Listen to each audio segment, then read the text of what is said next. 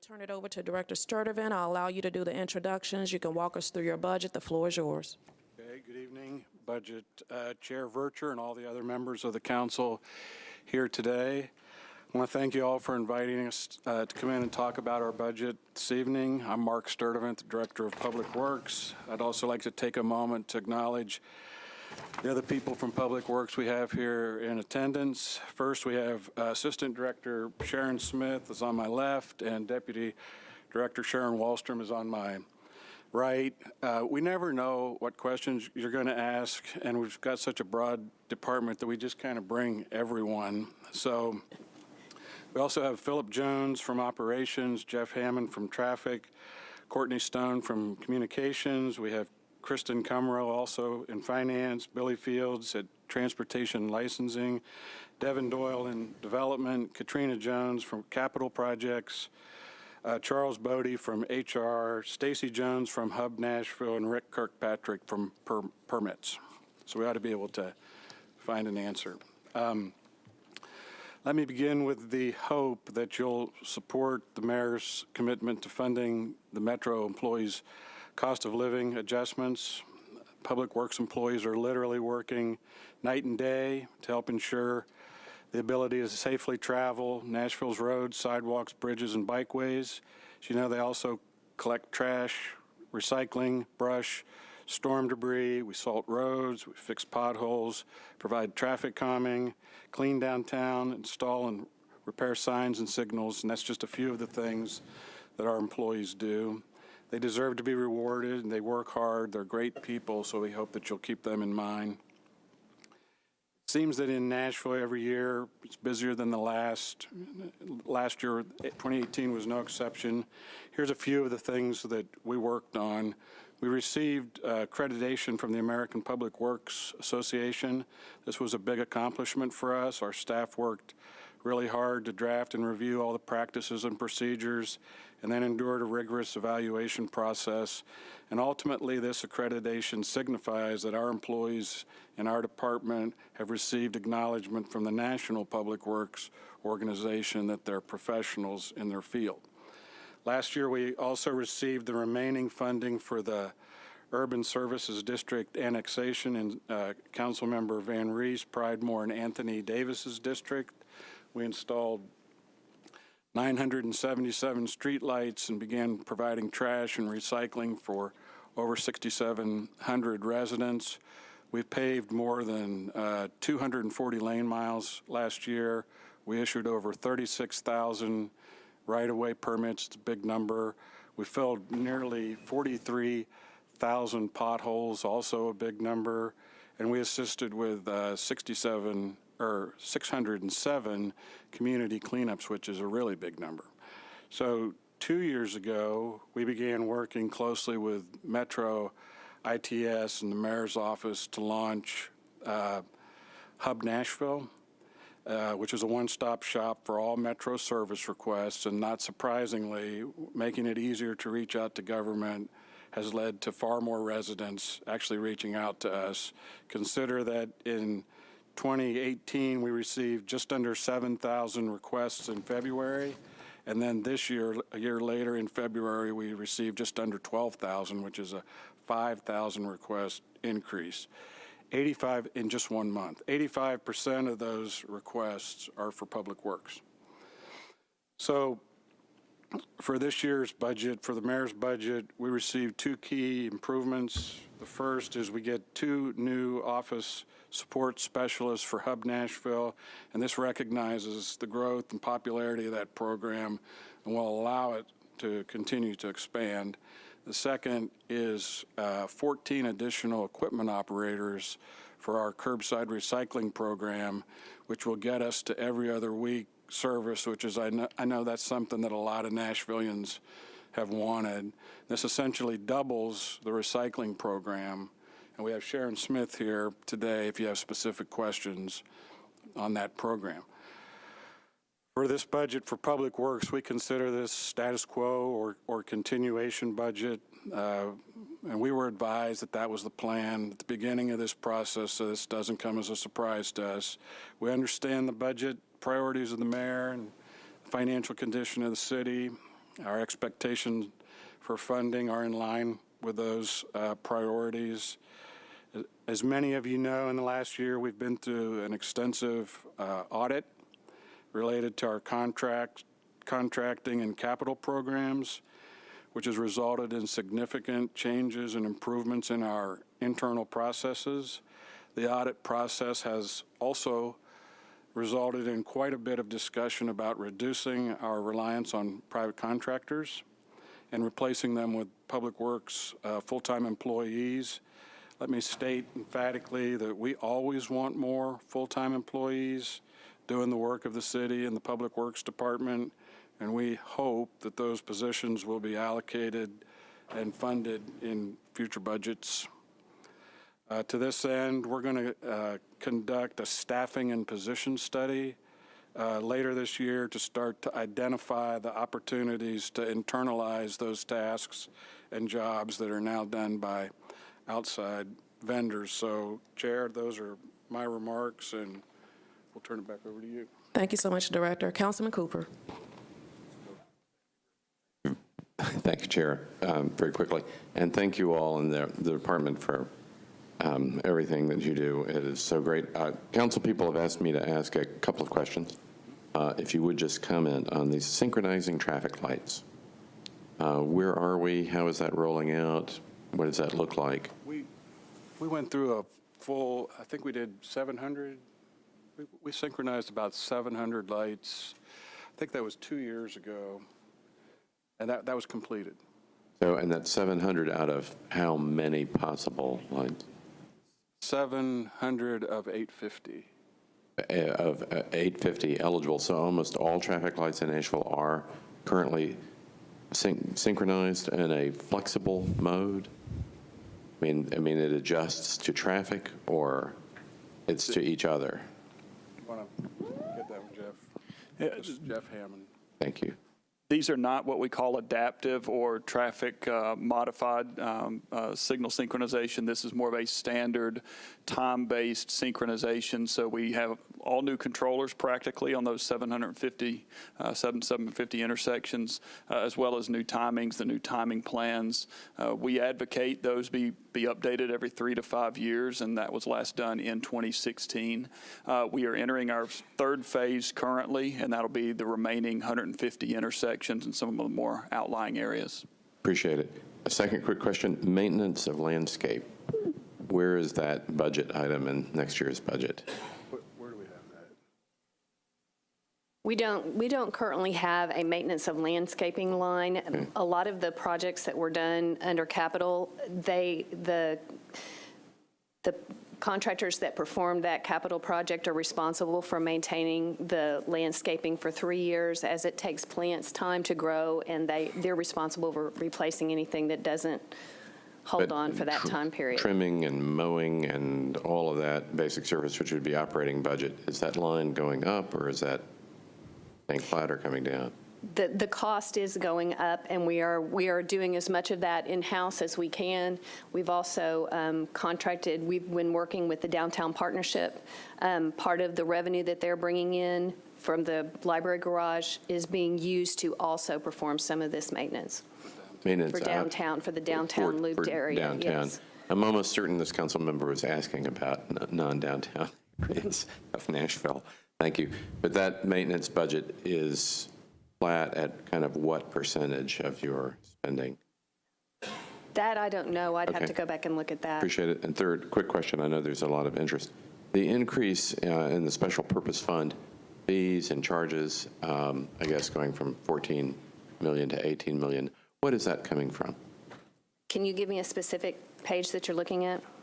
Well, just F22.1, just charges, commissions, and fees, 14.5 to 18.2 million, and it seems to come out of the special purpose area, the majority of that, in a subsequent page.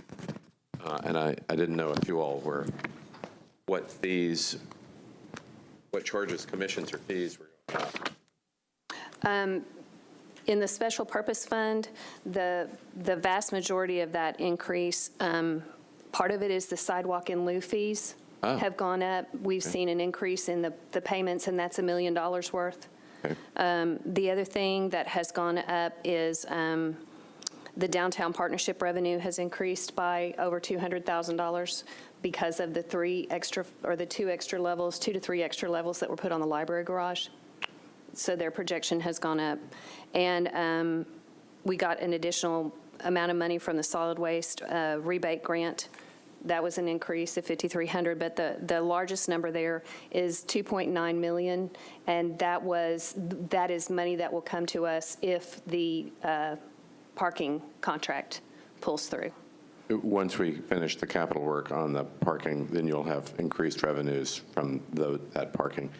And that is coming to you into Public Works, but being spent downtown? The $2.9 million was, the expenditure was put in and the revenue was also put in, because that money will be used to pay some of the contractors and the lawyers, consultants that we hired to help us put together the parking meter contract. Parking meter? It's for the parking meters. You mean the sale of the parking meters? Yes. Okay, so how much have you spent on the sale of the parking meters? We have not necessarily spent anything so far. A lot of that money that would be spent is contingent upon the contract being finalized. I'm sorry. So Public Works is using library parking garage money? No. No, okay. Public Works is using what money? They're using the surplus parking fund money. And I'm gonna defer that question to Kim McDaniel. Okay, thank you. Councilman, in the request for proposal that went out for the parking concession agreement, we asked for an upfront payment totaling $34 million to $17 million upfront payments. $30 million of that is budgeted in the debt service fund as revenue into the debt service fund. $1.1 million is budgeted in Public Works General Fund, regular parking revenue account. And the 2.9 that Sharon is talking about is budgeted in the surplus parking fund, and it would be used for closing costs, essentially, should the parking agreement that's in front of you get approved. Okay, so $2.9 million flowing through you would be a closing cost on the sale of the parking meters. Essentially, and it that's would be what it netted is. out of the top, and it's a closing cost booked to you because you all have footed these costs? Well, it's close. Some of the consulting so far has been, I think, charged to the It has been charged to the surplus parking fund. So it would be to there would be additional closing costs if the deal actually, if a contract is entered and council approves the arrangement. There's been some consulting fees that have been paid. Cumulatively, $2.9 million is what it sounds like, right? No, that would be going forward. That wouldn't be, there hasn't been $2.9 million spent. No. Okay. And what is the surplus parking money supposed to be going to? The surplus parking fund, it collects money from the revenue from the library garage. The parking meter revenue has been in the GSD as she said, and that's collected and used against our parking staff. The surplus parking fund money is split. The revenue that's generated after all the expenses are done is split between the downtown partnership and between Metro.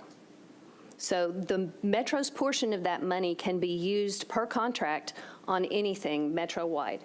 It can stay in the parking fund and be used for maintenance on the garages or for new controlling equipment for the garages. It can also be transferred into the general fund and spent on anything that is decided by Metro. But the partnership's half stays with them. Yes, it does. Okay, and they in no way financed the consultants or the studies behind the parking? No. That it's entirely with Metro's Yes. side, which otherwise Metro could have used, you're saying, pretty much anywhere. Right. Anywhere in the county, it used money that could have gone there. Okay, I'm sure we will be dealing with some of these complexities in the future. Very grateful. Thank you. Okay. Thank you, Councilman Cooper. Councilwoman Allen. Oh, wait a minute. We got too many.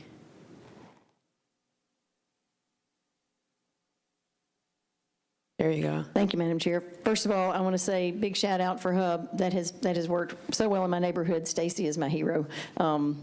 It works so well. I'm really grateful for that. And I'm really excited about the 2 recycling pickups. Sharon, I've been talking about this for 8 years, I think, so I'm glad it's finally here. Will that come with what we had talked about as a goal, I think 4 or 5 years ago, to charge for a large number of extra trash bins? Is that accompanied by that, perhaps to help pay for some of the cost of that? Well, I will say this is the first time we've had a realistic opportunity to look at that, and it's something we're considering. Before, it's very difficult to, kind of penalize people when recycling is only picked up once a month.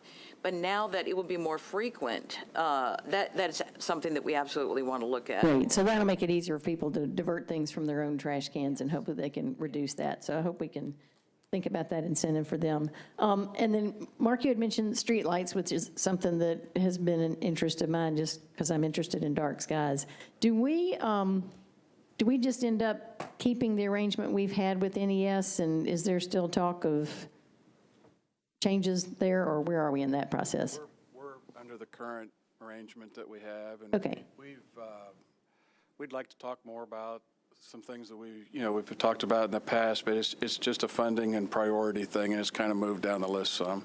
Gotcha, okay. And maybe just outside of this to have some conversations about changing out lamps and dark skies and looking at energy use. It's something we're interested in. Okay, I'll follow up with that one later. Thanks for all y'all do. Thank you so much, Councilwoman Allen. Director Sturdivant, thank you so much to your team, everyone at Public. Councilwoman Henderson. Wait a minute, hold on.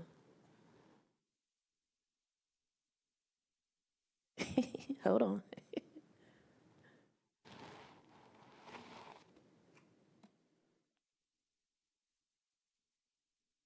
Okay, there you go. Thank you, Chair Vercher.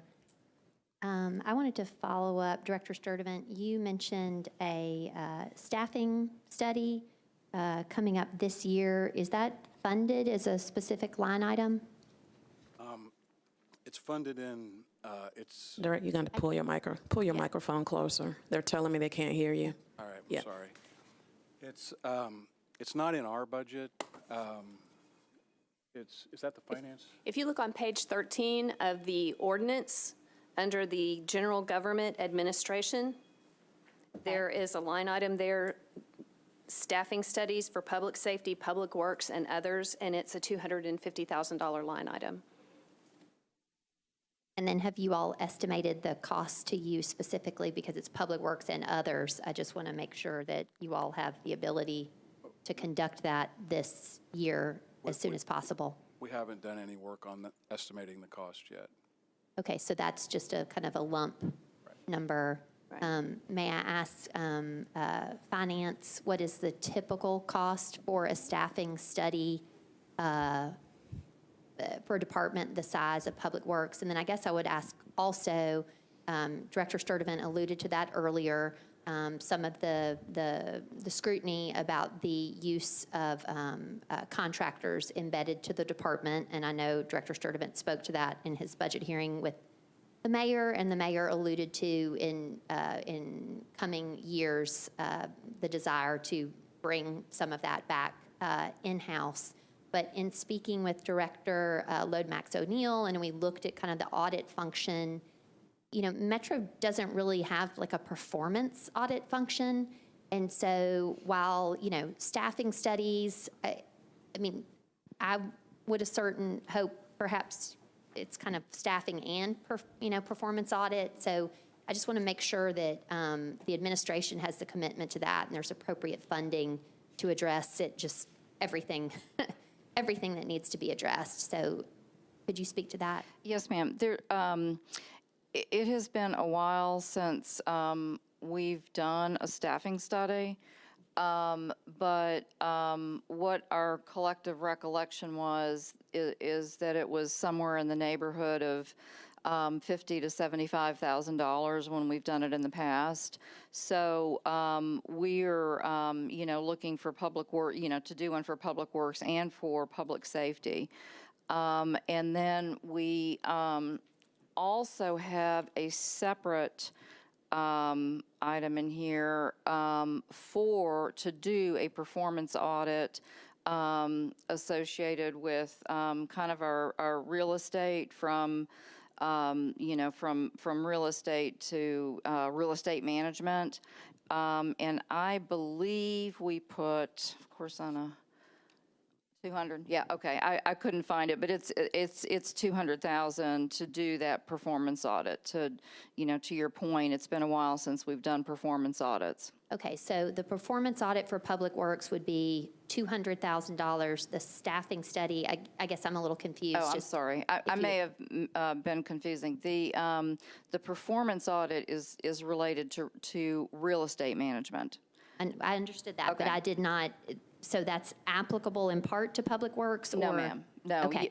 When you asked about performance audits, I thought you were asking just in general, not specific to Public Works. Well, it's kind of both. I'm just wanting to make sure that we have budgeted enough for a performance audit for Public Works. We haven't specifically identified a performance audit for Public Works.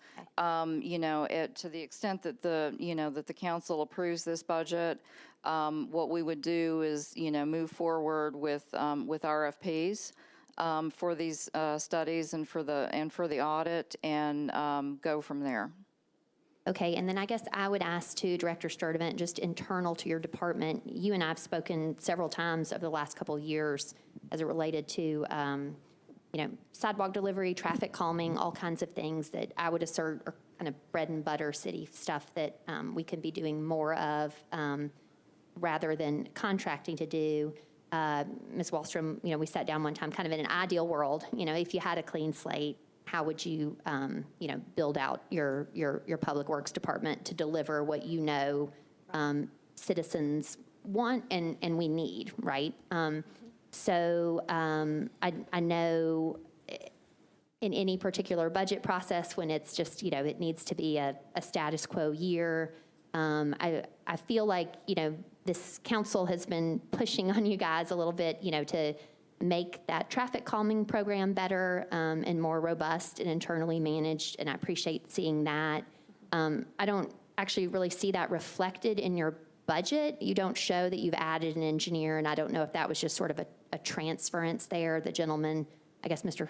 Haggerty, that's managing that program now. So could you address, I think, I appreciate you're looking forward and that you anticipate these are things you're going to do, but, what I see is you're adding 2 folks to Hub, which is, we all concur, that's a great program. I see also that you've added 14 equipment operators, seniors, if you could address that, but I don't see any addition as it relates to traffic calming or some of these other things, and I don't know if that's maybe just through attrition and otherwise. The 14 equipment operators are for the recycling program. Okay. So the status quo funding amounts just don't allow us to add a lot of new employees. So I think whenever he said status quo, he means we added the 2 hub people for a program that's already ongoing, that has grown. Right. It's not adding something else or bringing something else in-house. The other thing is the every other week is a service that we're starting to provide, and the Public Works employees will be providing that. So the employees had to be added for that service. Right. And I guess, though, isn't traffic calming and traffic and sidewalk delivery and all those things, aren't those services that we already provide? They are. They are. And is your thought then that, I guess I'm a little flummoxed by, I appreciate that we'll do a staffing study, that we perhaps need to do a performance audit, but I would be interested to know just what work are you all doing internally at a managerial level to determine how best your department should work? I mean, are there places where you don't need people and other places where you do? I mean, respectfully, just, I mean, you know, yeah, I just don't know if you can speak to what you all have done in the operational budget space. You know, I appreciate that you get a mandate from us, recycling twice or whatever, and then boom, we've got 14 new people. But, you know, things that are a little more complicated and seemingly intractable, it seems like we never make the strategic additions there to be delivering on some of these fundamentals. I mean, I think new recycling's better, but like, you know, I think if you put it to citizens, like citizen-based budgeting, whatever, like, do you want more recycling or would you like more sidewalks? I mean, we can, I don't know, but, or more traffic calming or something like that. But can you just speak to what you're doing internally to address these staffing issues? Right. We don't have a lot of funding to add new employees. So what we've been trying to do over the last couple of years is be more efficient with the programs that you're talking about. So I think you've seen some improvements that we made to the traffic calming program. And as you know, we're revamping the way that we're going to do sidewalk delivery in terms of. And we will be discussing that, Chair Vercher, if I may. So I know we're tight on time, but Director Sturtevant, may I just share with the listening public and colleagues that we will be discussing that more particularly a week from today at 5 p.m. in this chamber, walk and bike strategic plan delivery, sidewalk procurement process. So thank you. I apologize for interjecting. So basically, in short, we just try to become as efficient as we can. We haven't had the ability to add a lot of new employees. So as it relates to traffic calming, though, you know, again, I don't see that added position, but there is a gentleman who's now coordinating that. But then are we still subbing out that work, or how's that working? We're not. Okay. Okay. We've taken existing vacancies whenever people retire or whenever people leave for other jobs, and we've looked at what the position functions were and what people are doing, and we've reallocated some of the job functions inside the department and come up with ways to be as efficient as we can and still get some of those core things done that we need to get done. I appreciate that. Thank you. That was really the what I was hoping to understand better. Mr. Hammond, you were speaking to the traffic light synchronization and that kind of ongoing rotation and effort. Councilman Cooper asked about that earlier.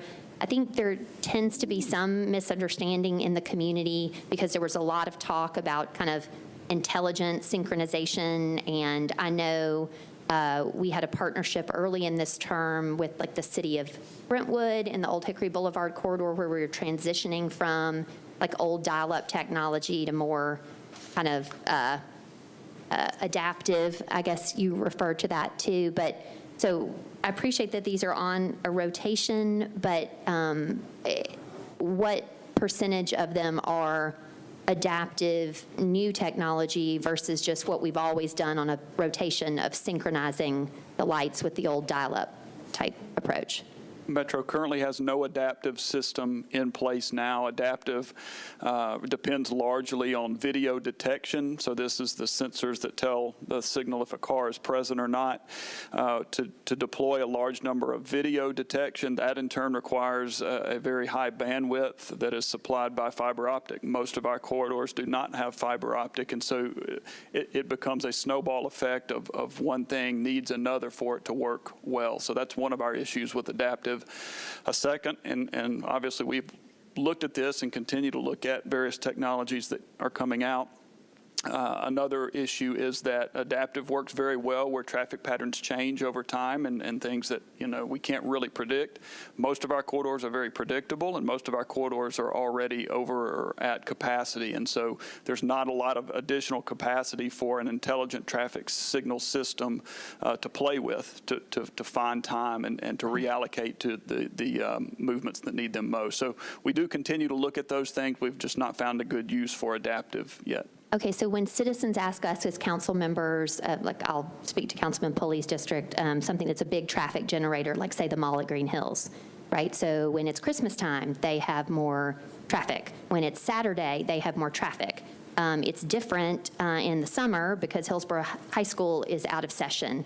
Like that, I mean, do we have any ability I mean, I understand there's like the adaptive that's responsive with the cameras and so forth, but I thought there was somewhat of a middle tier where digitally you could program for certain eventualities. And where are we on that? It is. It's called traffic responsive, and it is a little bit of a middle ground there. The way we handle it for shopping events, Christmas, and even summer timing is that we do implement new timing plans. So they are not. It's just not intelligent in that it's changing those plans according to actual real-time traffic conditions. But we do make counts and do that as regularly as we can and implement those signal timing changes. And is that just on demand with current staff that we have, or is that, you know, as requested, or are certain trip generators on a rotation of sorts like you are for the broader system?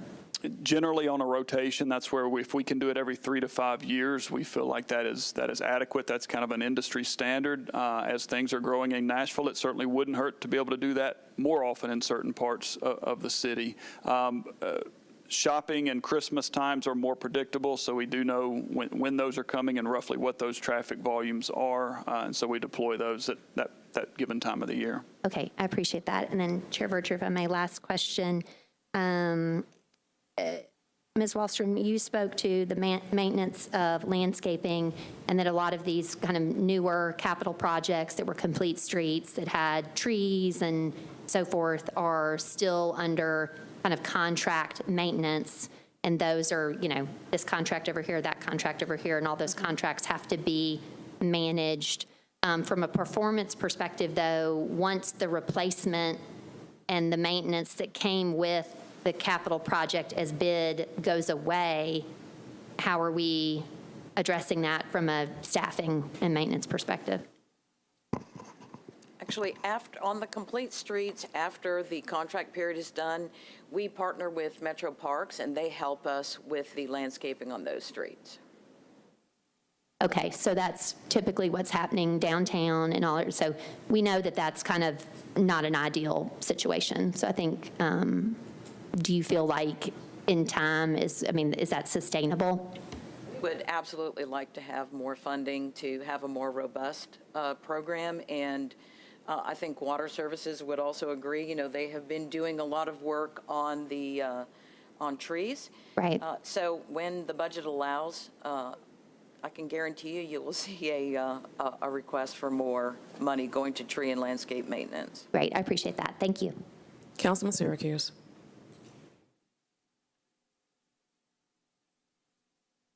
Thank you, Madam Chair. Thanks, everybody, for being here. Of the 20-some most dangerous intersections that were identified in the list last year, how does this budget strategically start to chip away at them? Thank you. Are you talking about from a capital standpoint? Yes. Have you begun to look at how we're going to do that this coming year? We have a list of intersections that we would want to work on. We have to wait to see how much capital we get for that. We've asked for $8 million. Yes, 8.5. 8.5.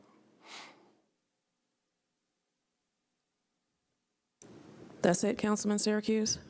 All right, thank you so much. Since we've lost the majority of our committee, thank you so much, Director Sturdivant, and to everyone at Public Works and everything that you do for this committee. If we can have Second Harvest Food Bank, if you can come on down, we will begin as soon as you get settled down here. Thank you so much for being so patient.